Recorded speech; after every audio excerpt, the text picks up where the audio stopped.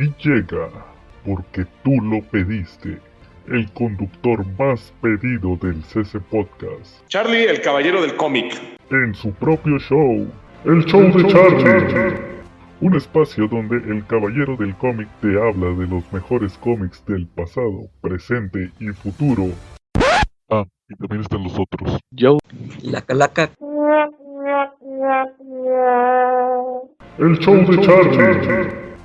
Hola, buenas noches, saludos a todos, bienvenidos al capítulo número 3 del show de Charlie, porque ustedes lo pidieron, todavía estoy llegando al número 3 y llegaremos a más. Y tengo invitados especiales esta noche, tengo a nuestro invitado de soporte, nuestro productor, director y jefe de cámaras, nuestro querido Joe Segovia. ¿Cómo estás, Joe? ¿Qué onda, Charlie?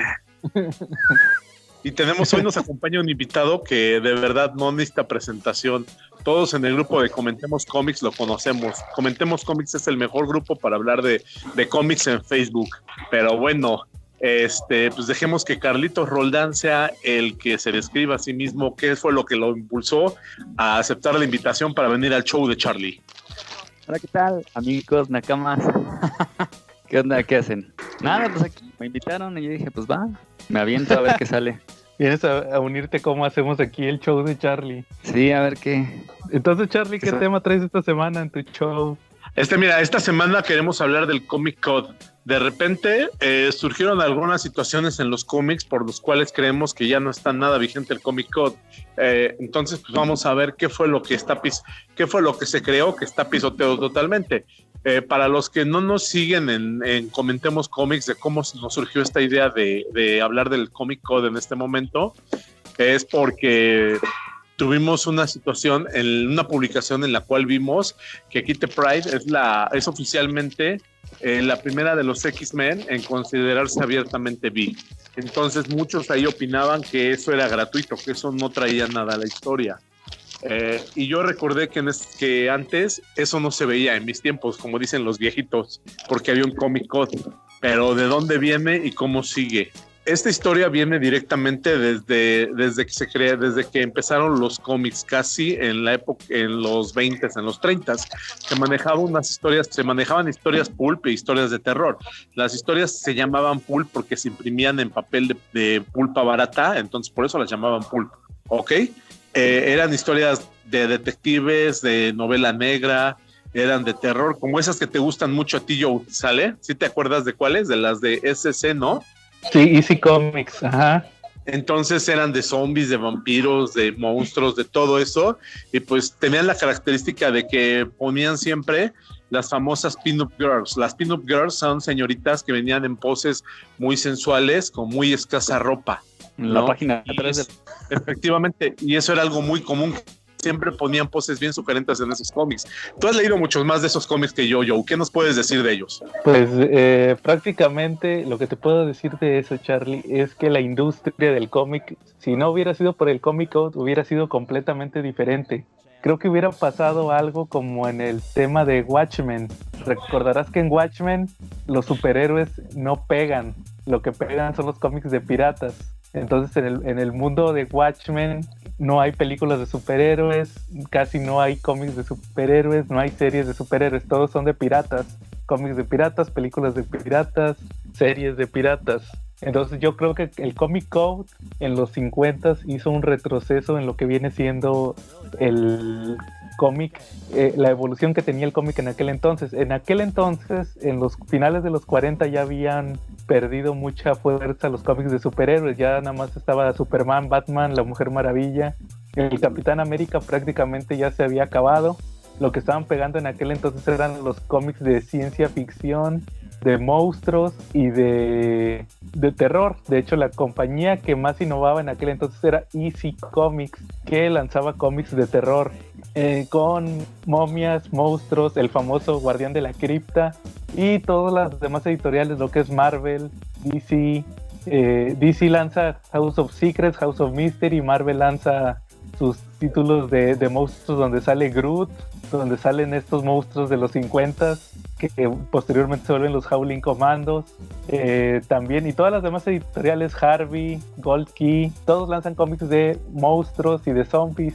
Sí, curiosamente, perdón por interrumpirte, no, dale, durante esa época vimos el nacer, la presentación de dos superhéroes que todavía no eran superhéroes en esos cómics de Marvel. Vimos a Han Pym en una historia donde se llama El hombre en el hormiguero, y ahí Han Pym entra dentro del hormiguero. Ahí ya empezaba con su investigación, pero todavía no era el hombre hormiga. Y tenemos también otra historia de Reed Richards, donde él era un científico a cargo de derrotar a un monstruo que llegaba. Sí, de hecho, ese cómic de Han Pym yo lo tengo. Y sí, como dices, es una historia de ciencia ficción. Muy bien. Oye, Carlitos, tú te caracterizas porque de repente te gusta mucho leer historias con jovencitas en ropa muy sugerente, historias un poquito fuertes sí, porque de repente sí lees cosas así de temática, pues un poquito diferente a la de los superhéroes. ¿Tú qué sientes que hubiera sido de la industria del cómic sin el Comic Code? Soy boceador, pues leo pura chambeadora, libro vaquero. Eso. No, quién sabe, de hecho lo que me preguntaba es si aquí en México habíamos tenido algo así como el Comic Code, pero no encontré nada así al respecto. No sé la neta qué hubiera pasado sin eso, pero pues... Pero sí lo tuvimos. En México sí tuvimos algo como el Comic Code. Precisamente en los 70s, la CEP era la que se encargaba de regular y censurar los cómics que se publicaban en México.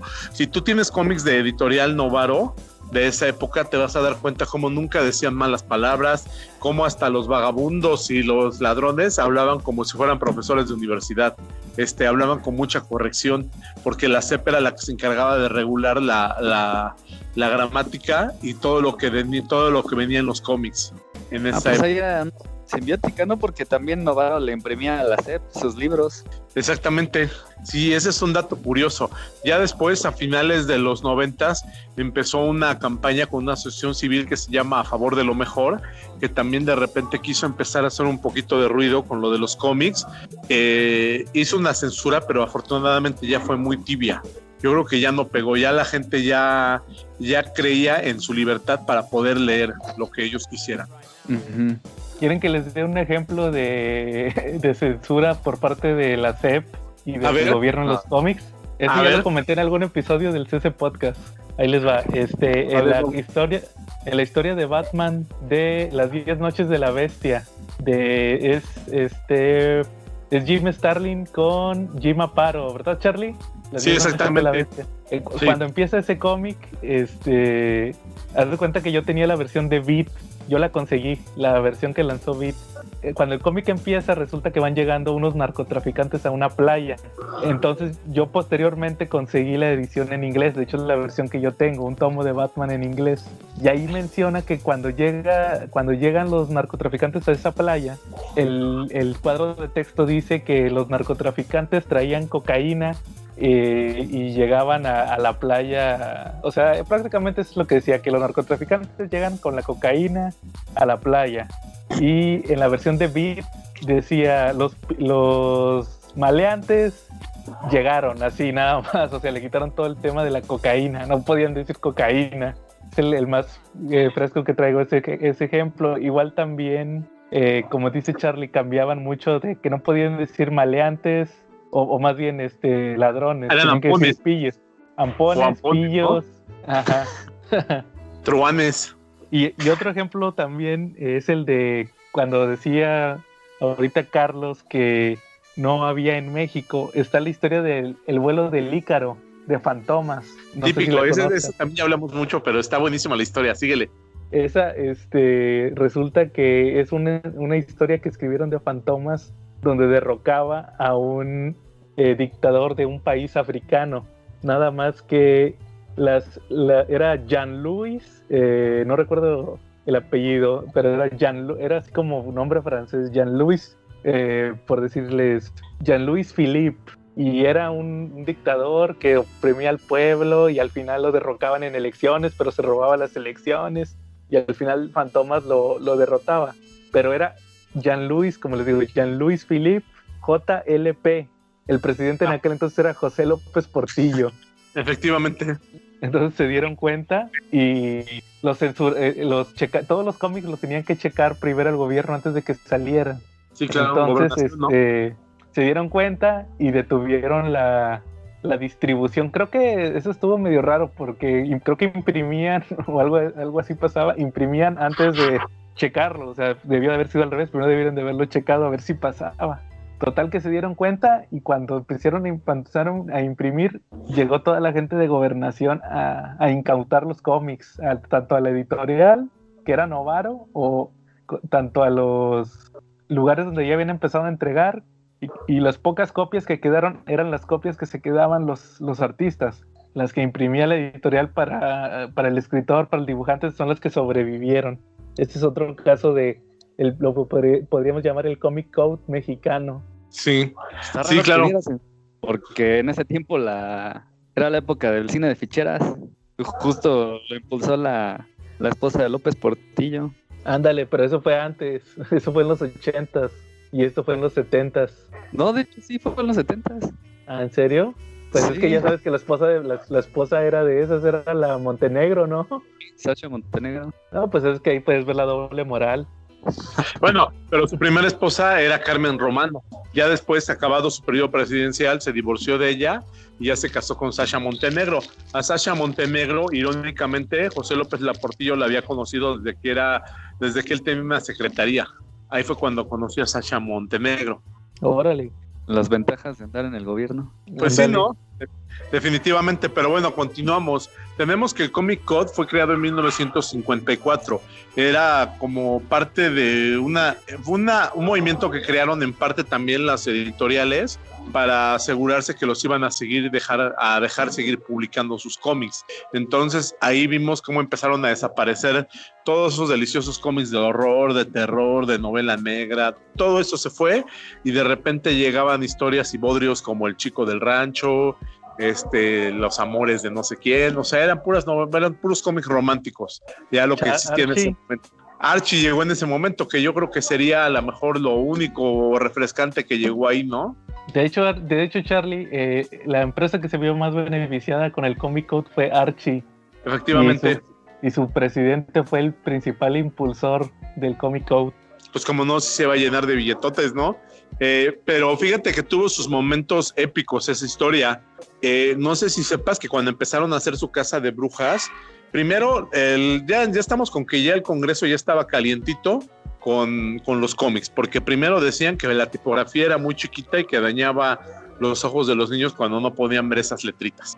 Luego que los colores, luego que el papel les iba a cortar las manos, hasta que de repente cayó en manos de ellos un libro del doctor Frederick Whitman que se llama Seducción del Inocente. En él habla acerca de cómo el medio o los medios culturales que rodean a un individuo lo pueden deformar su código ético de lo que es bueno o malo. Y basados en ese libro, en ese concepto tan simplista, arrancaron con la persecución y la cacería de brujas, de autores y de cómics. Entonces, pero... pues, ¿Mandé? O sea, estaba viendo la vida de este doctor. Empezó más o menos bien, ¿no? Tenía su asociación donde ayudaba a gente pobre, pero se empezó a pirar como una década antes. Ahí fue cuando empezó a decir de los cómics. Ya llevaba varios años esa campaña y hasta el 54 fue que entró el libro y fue cuando impusieron eso en el Congreso. Pero fíjate, desde entonces ya estaban con los niños, no te metas. Sí, efectivamente. Y fíjate que lo curioso es que tenemos como dato de trivia del CC Podcast al único editor que se fue por su propio pie a parar frente al Congreso y a declararse responsable de todo lo que estaba pasando. ¿Quién tuvo semejantes pantalones? Adivinen quién tuvo esos pantalones, esos ex para llegar y pararse frente a todos y decir, yo inicié todo esto, yo soy el responsable. ¿Quién creen? El de Easy Comics. Efectivamente, que entre otras cosas también es el de Matt, William Games. Nos ponemos de pie todos cuando oímos su nombre, por favor. Sí, efectivamente, de verdad, o sea, yo creo que de William Games merece un programa él solito del CC Podcast. Es todo un editorazo. Él tenía mucha maña, mucha inteligencia, mucha ironía y mucha capacidad para escribir y para desarrollar a sus creativos. Entonces, cualquiera que haya leído una revista Matt se va a dar cuenta que es una oda a la ironía y a la burla total. ¿no? O sea, no es una revista simplista para nada, se necesita tener bastante cultura para poder entenderla. Pues ahí de hecho la MAT fue la única que sobrevivió, ¿no? Porque prácticamente el código estaba como apuntando hacia sus revistas, porque no podían tener así en el título ni siquiera palabras de horror, terror, misterio. Entonces le dieron en la torre a todas. De hecho, Sí. sobrevivió Ajá. porque era revista. Ajá.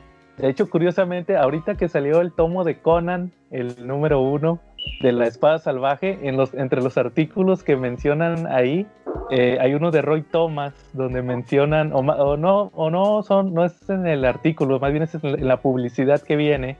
Justamente por eso sacaron esa revista de Conan, para poderla poner más sangrienta, en formato magazine. Igual también ahí te mencionaban que había, al mismo tiempo que estaba circulando esa revista de Conan, de la espada salvaje, bueno, que en aquel era Savage Tales, también había de otras de terror, de Frankenstein, de Drácula, y justamente por eso podían poner a Drácula, Frankenstein tal cual, porque era revista, no era un cómic. Aunque también la época nos trajo una que otra joya de cómics que fueron publicados sin el sello de la Comic Code. Tenemos 2 casos particulares y los 2 van unidos por el mismo tema. Spider-Man 96 al 98, un tema, Harry Osborn cae víctima de las drogas. Esos cómics fueron publicados sin el Comic Code. ¿Cómo ven? Ok. Y el otro, Charlie, creo que ya sé cuál vas a decir. A ver, dímelo, léeme el pensamiento, mi estimado Joe. Debe de ser el de Linterna Verde, el de Green Arrow, Green Lantern, de Speedy Drogadicto. Efectivamente, cuando Oliver Queen hizo lo que hubiera hecho cualquier padre o cualquier tutor de una persona que eres víctima de las drogas. El código decía que no podía ser suave frente a esos temas, pero y Oliver Queen tuvo toda la mentalidad moralista de esa época, porque pues lo afrentó horrible, lo expulsó de su presencia. Yo creo que ahí lo único que nos demostraron es que Speedy siempre tuvo mucho valor y fue la medida de un héroe total, ¿no? Superó por mucho a su mentor, ¿no? Sí, de hecho ese yo lo tengo. Esa tengo en el facsímil. Sí. La portada icónica. También tenemos un dato por último curioso sobre el Comic Code. ¿Cuál es?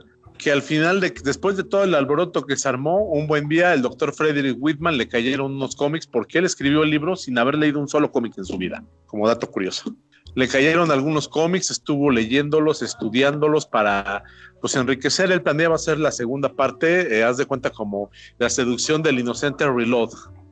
Pero ¿qué crees? Después de leer los cómics se dio cuenta que en realidad eran demasiado inocentes, que la vida era más cruel todavía que los cómics, que no retrataban al 100 todos los casos y toda la perversidad que él podía ver como psiquiatra, y lanzó una conclusión de que posiblemente se había equivocado, se había extralimitado y que los cómics no eran culpables de mucha de la ola de la delincuencia que estaba pasando. Órale, entonces hizo un escándalo por nada. Sí, fue al final un me equivoqué. Yo creo que lo que nos deja esto es como moraleja el no tenerle miedo a las palabras, el no tenerle miedo a la censura. Digo, en Facebook estábamos viviendo una situación de mucha censura también, en donde se le tiene miedo a las palabras, se le tiene miedo a los adjetivos, y no debe ser así, ¿no? No debemos de creer que las juventudes o que los niños, en palabras de Gaiman, tienen la psique tan frágil que solo ver un asesinato los va a convertir en un asesino, que solamente ver un robo los va a volver ladrones. En este caso yo creo que deberíamos de realizar una toma de conciencia y darnos cuenta que ver una palabra no va a romper la psique de nuestros sobrinos, de nuestros hijos, ¿no? Claro. Y no por ver a unos homosexuales se van a volver jotillos tampoco. No, pues no. Y no por ver al Pantera se van a ver mujeriegos, y por leer al Pantera se van a ver mujeriegos y borrachos, ¿no? A lo Claro. ¿Mandé? A lo mejor aprenden karate. O a lo mejor aprenden a hacer el famoso Panther Punch, pero más allá de eso no puede pasar. Digo, al final yo creo que una persona no va a ser más allá de lo que su propia moralidad, su propio código moral le impida hacer, ¿no? Y tu código moral lo formas con lo que ves en tu casa, más lo que te pasa afuera y todo lo que te va enriqueciendo en la vida. Así tú vas formando tu código de qué está bien y qué está mal, ¿no? Así es, Charly. Que a fin de Muy cuentas, entretenimiento. Sí, ¿Cómo? efectivamente. Efectivamente. Entonces, pues yo creo que este programa fue de lo más rapidito posible porque nada más queríamos hablar directamente del Comic Code. Conclusiones, mi estimado Carlitos. Pues está cañón porque empezaron o sea, sí, todo empezó porque según los cómics provocaban delincuencia, homosexualidad, y ya al final acabaron por no hacerle caso y se acabó, o sea, pasó de la autocensura a ignorarlo. No sé, como Oye, que es... y si quisiéramos leer unos cómics que rompieran todo el Comic Code y que tú dijeras están bien alucinantes, cómics o mangas, ¿qué recomendaciones nos tienes esta semana contigo? No, pues los hechis, ahí está Rosario Vampire, La Posada Yuna, es puro fanservice. Yo tengo una pregunta. A ver. ¿Ya llegó el segundo tomo de Conan? No, creo que la próxima semana. Aquí ya llegó. ¿Ah, sí? Mañana paso por él. Pero eso es un ejemplo, porque si no fuera por los ahora sí que lo que le podían evadir al Comic Code, no se hubiera podido publicar ese cómic, el de la espada salvaje de Conan, porque era magazine. O sea, en circunstancias normales no se hubiera podido publicar. Sí. Para saltarse el código. Claro, así Pero, es. Entonces, ajá. ¿Ustedes creen que el Comic Code estaba diseñado o estaba todo escrito en la historia de los cómics para que en algún momento lo dejaran de tomar en cuenta como ya lo hizo Marvel desde hace mucho tiempo? ¿Creen que en algún momento la evolución natural del cómic hubiera sido esa? ¿Que se hubiera brincado el Comic Code? Sí, o sea, tenía que evolucionar y los tiempos cambian, Charlie. ¿Y tú, sí, porque... ¿Y tú, Joe? ¿Mané? Sí, o sea, ahorita habría... el doctor ese Bertam se iría para atrás y leyera ahorita los cómics actuales. Oye, si estuviera leyendo ahorita los de Jupiter que me recomendaste, no hombre, se iría de espaldas, ¿no? Claro, ¿no? Con puro de Miller, nomás con el más leve de Miller se iría para atrás. No, sí, ¿no? Sí, definitivamente. O con Gareth Ennis, yo creo que se da un tiro el pobre, ¿no? Claro. Sí, ¿no? Con Morrison yo creo que empezaría ahí a echarse sus toquecitos para entenderle, ¿no? Sí, claro. Ok. Joe, una última conclusión que tengas del Comic Code. Pues que escuchen nuestro episodio de mañana de Jupiter's Legacy, porque lo que pasa en ese cómic es muy parecido a lo que pasó con el Comic Code.